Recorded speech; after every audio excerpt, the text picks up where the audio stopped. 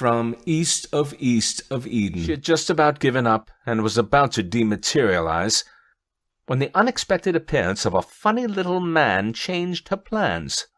What a curious set of ears he has. Very pointy. Not at all like the others. She concentrated her gaze upon him. He seemed to be in an agitated state of mind. What peculiar clothing. So old-fashioned, as it were. She increased her audio sensitivity. He was speaking into a cell phone. Yes, that's right. His voice an odd, steamy whistle.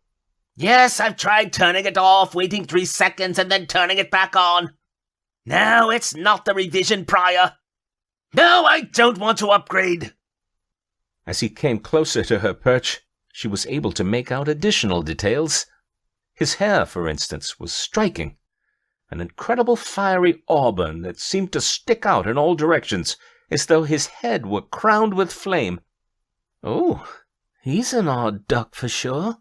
I can't wait to add all of his particulars to my records. Listen to me, you never-to-be sufficiently damned imp. He was by then nearly screaming into the phone. I need this fixed today.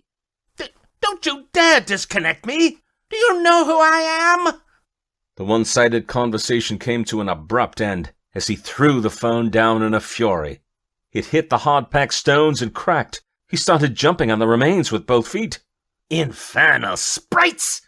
His eyes had lit up with an internal flame. Smoke curled from one of his pointy ears. Eve imagined she could detect a whiff of brimstone as he grew ever more agitated. From the fat man gets out of bed. No sooner had this thought crossed her mind than a shrill beep made her jump with fright. It was the patient alarm on her console. Jeannie looked at the room number. 17. That's the fat man's room. Eugenia never went in the fat man's room. She gaped at the indicator, willing it to stop. I just don't want to even touch him, she thought wildly. The director had been pretty plain.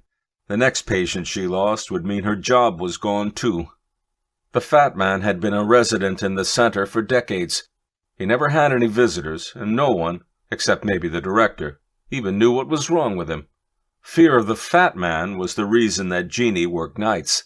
Just the other day she had been talking about him with Earl, her common-law live-in. I just don't know why, but he just gives me the creepity bumps. First off, he don't never move. Earl grunted. He would never do much more than grunt in reply. Why, Earl, I don't even know if he eats. His horrid notion was enough to spur Earl to a laconic reply. Food was near and dear to his heart. Shoo, Jen. Boy's gotta eat. If he don't eat, he's sure enough gonna die. Well, from the looks of that there death grip you got on them cheese fries, you sure ain't gonna die none too soon. Laughing with Earl about the fat man from the comfort of her recliner was one thing. Having to deal with him all by herself was another. With a sinking feeling in her gut, she grabbed some supplies and scurried down the dimly lit hall toward the source of the emergency. She huffed to a halt in front of the fat man's door. Her heart was pounding, more from fear than exertion. From the dust bunny, through the now fully open door, he could see a bank of strange equipment, with glowing lights and tiny displays. As he craned his head, a familiar shape came into focus.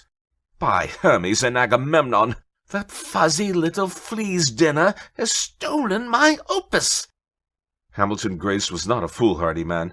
He was bookish and shy. But every man has his breaking point, and Hamilton had reached his. My opus! You bug-eyed weasel! You've stolen my manuscript! Forgetting he was naked, crouched hands and knees in a bathtub, he roared, "Give it back! That is mine!" and lunged toward his diminutive captor. Faisal scuttled away from his suddenly undead and ferocious captive. Sons of Silverweed, why didn't I secure the stinking corpse better? Who knew this giant would be so resistant to the effects of my most potent toxin? Reluctantly, he drew his Z-projector from its holster. The explosion of sticky goo produced by the instantaneous depolymerization of organic material was one of the main reasons he had decided on his previous course of action. but the raging beast left him no choice. Hamilton froze.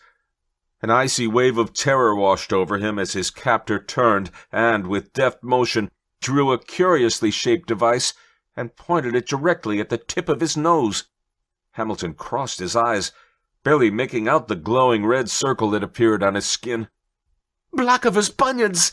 Don't shoot!"